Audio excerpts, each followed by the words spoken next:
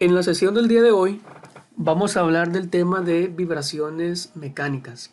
La definición más básica de vibración mecánica es el desplazamiento de un cuerpo desde una posición máxima positiva a una posición máxima negativa, pasando por una posición de equilibrio. Si nosotros queremos entender cómo se comportan las diferentes vibraciones mecánicas, tenemos que primero definir cuál es la clasificación de dichas vibraciones. Y aquí podemos ver esta imagen. Las vibraciones pueden ser libres o pueden ser forzadas. Y ambas podemos estudiarlas sin amortiguamiento o con amortiguamiento. En los videos pasados analizamos lo que son vibraciones libres sin amortiguamiento.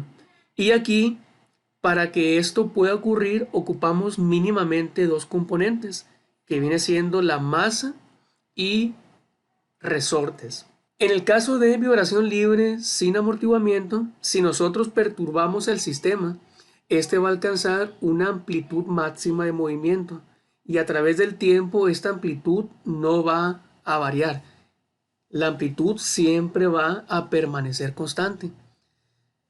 En este tema que vamos a ver el día de hoy, vamos a tocar el tema de vibraciones libres amortiguadas. En este caso vamos a ocupar mínimamente que estén presentes tres componentes, que sería la masa, el resorte y un amortiguador. En esta diapositiva vemos dichos componentes. Como ustedes pueden ver, aquí tenemos la masa, aquí tenemos el resorte y tenemos un amortiguador.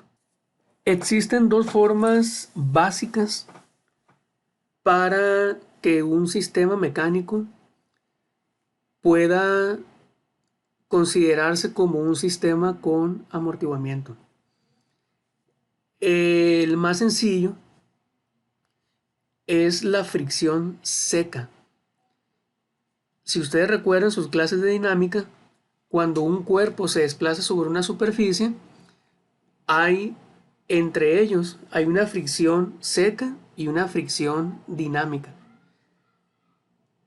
Entonces, si este cuerpo está oscilando, sabemos que hay energía cinética y hay energía potencial.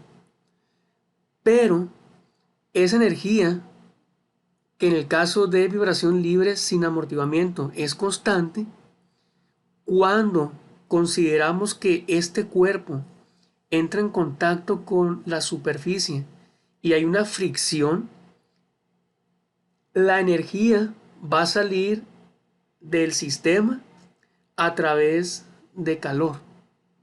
Por lo tanto, entre más fricción haya en estas dos partes en contacto, pues va a robar la fricción mucho más energía del sistema, provocando que las amplitudes de movimiento caigan mucho más rápido.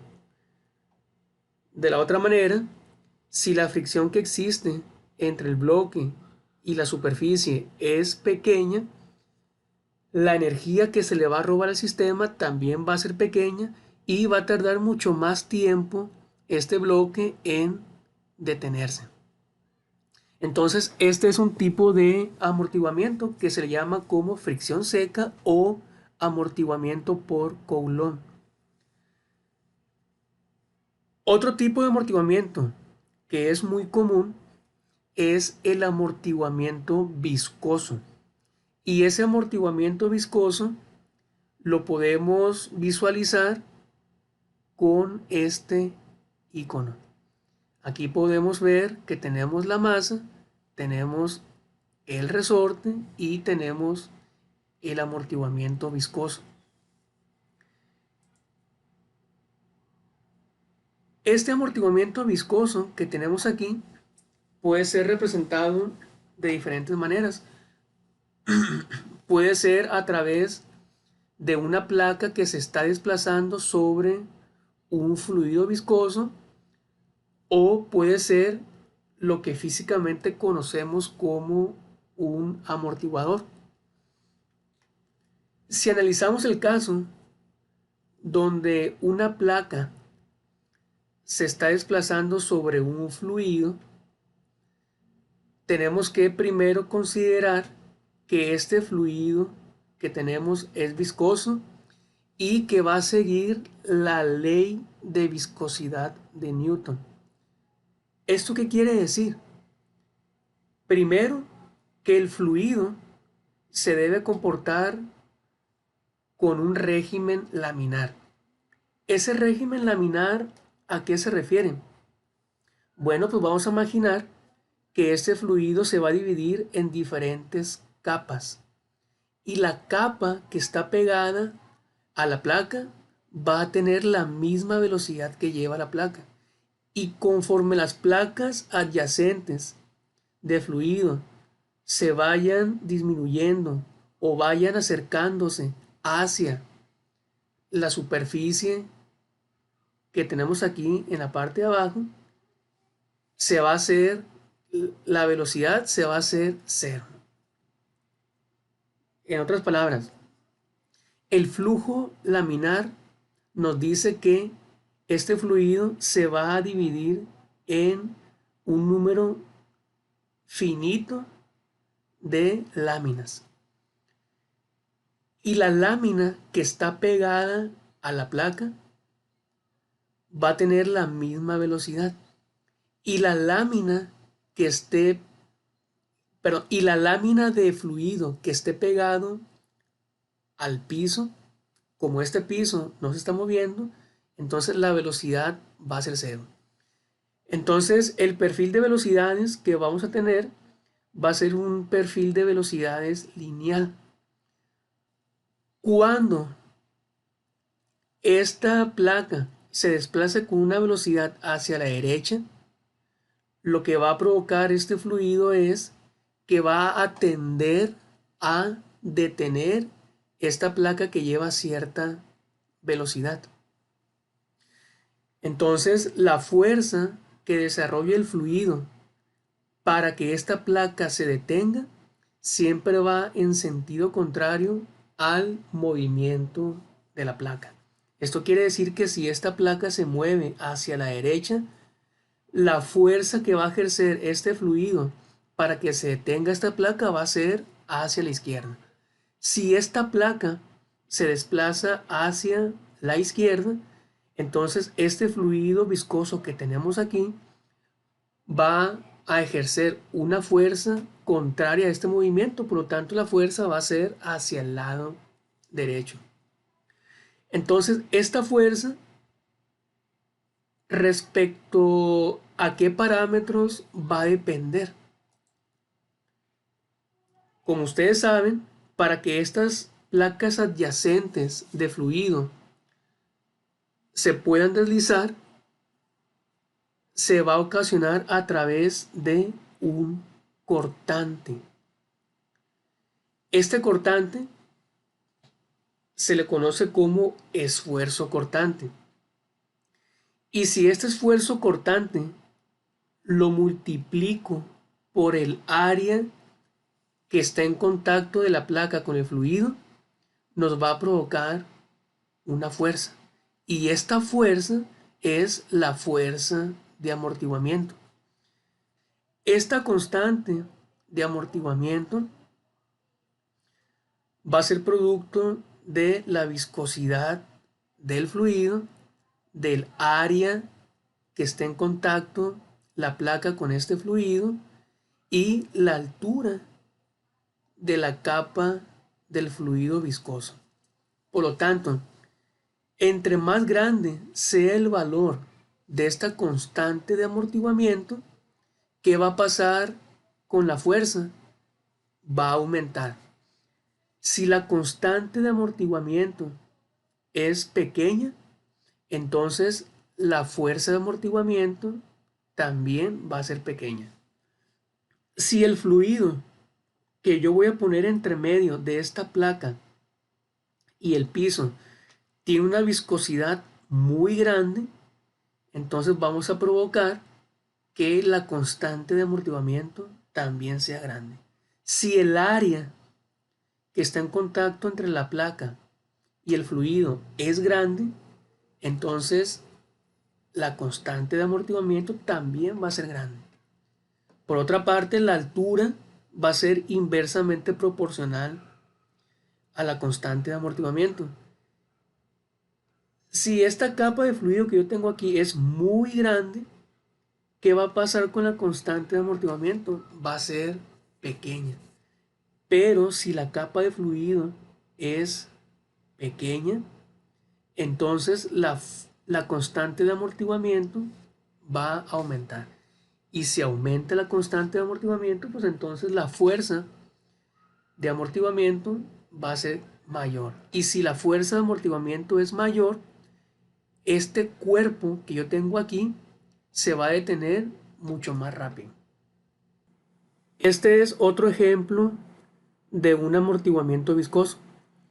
Este esquema que tenemos aquí representa a este icono que estamos viendo en este dibujo. Y es la forma en cómo los amortiguadores reales funcionan. Tenemos aquí una varilla conectora, que sería esta varilla que tenemos aquí. Tenemos este pistón que está representado en este dibujo. Y dentro de la carcasa de este pistón o de este amortiguador tenemos un fluido que tiene ciertas características. La constante de amortiguamiento que tenemos para este caso va a depender de la holgura que hay entre la cama del amortiguador y el pistón. Va a depender del área de la sección transversal del pistón, va a depender del espesor del pistón y del diámetro del pistón.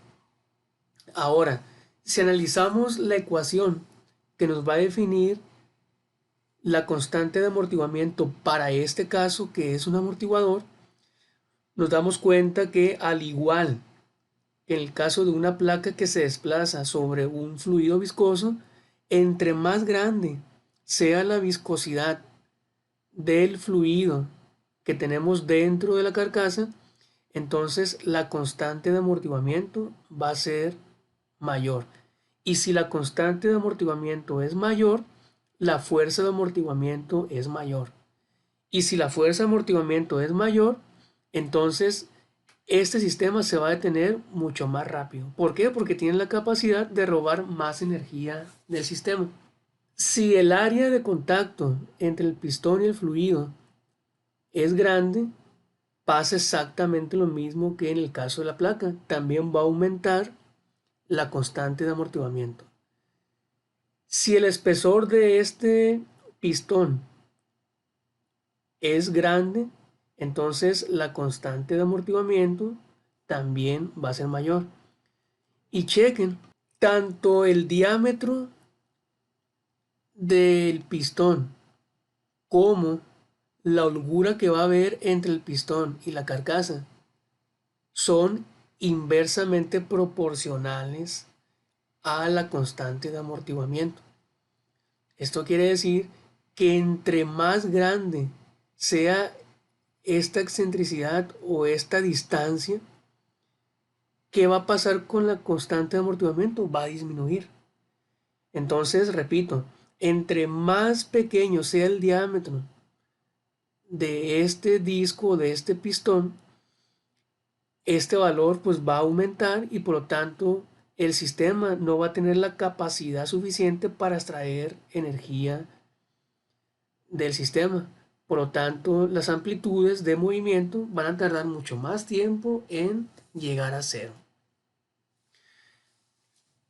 Por lo tanto, aquí tenemos dos casos. Hay otros casos que más adelante los vamos a ver con diferentes ejemplos, que dependiendo del sistema que tengamos, pues va a ser la ecuación que va a representar la constante de amortiguamiento.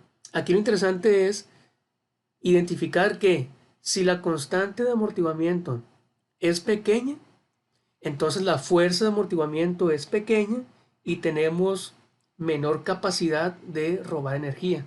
Si la constante de amortiguamiento es grande, la fuerza de amortiguamiento aumenta también y por lo tanto tendríamos más capacidad de robar energía en el sistema, provocando que las amplitudes caigan mucho más rápido a un valor de cero.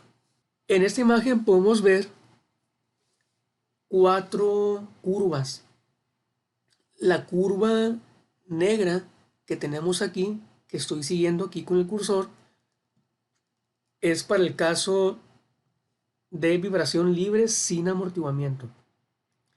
Si ustedes se dan cuenta, las amplitudes permanecen constantes. ¿Por qué? Porque no hay energía que se robe el sistema. Tenemos aquí la curva punteada que corresponde al caso de vibración con amortiguamiento, pero cae en el caso de subamortiguado. Tenemos una tercera línea, que es esta también línea punteada, que se le conoce como movimiento sobreamortiguado. Y esta curva que tenemos aquí se le llama críticamente amortiguada. Por lo tanto, dependiendo del valor de la constante de amortiguamiento, un sistema que está amortiguado puede caer en 3 casos: el sistema subamortiguado, sobreamortiguado y críticamente amortiguado. De esos 3 casos, el único que va a permitir que el sistema oscile va a ser el caso subamortiguado. En los 2 casos restantes, el sistema lo que va a hacer es, se va a desplazar y sin oscilar va a llegar a una posición de equilibrio. Esos casos los vamos a ver cuando desarrollemos la ecuación diferencial de movimiento para un sistema de vibración libre con amortiguamiento. Para esta explicación nos vamos a ir a la libreta.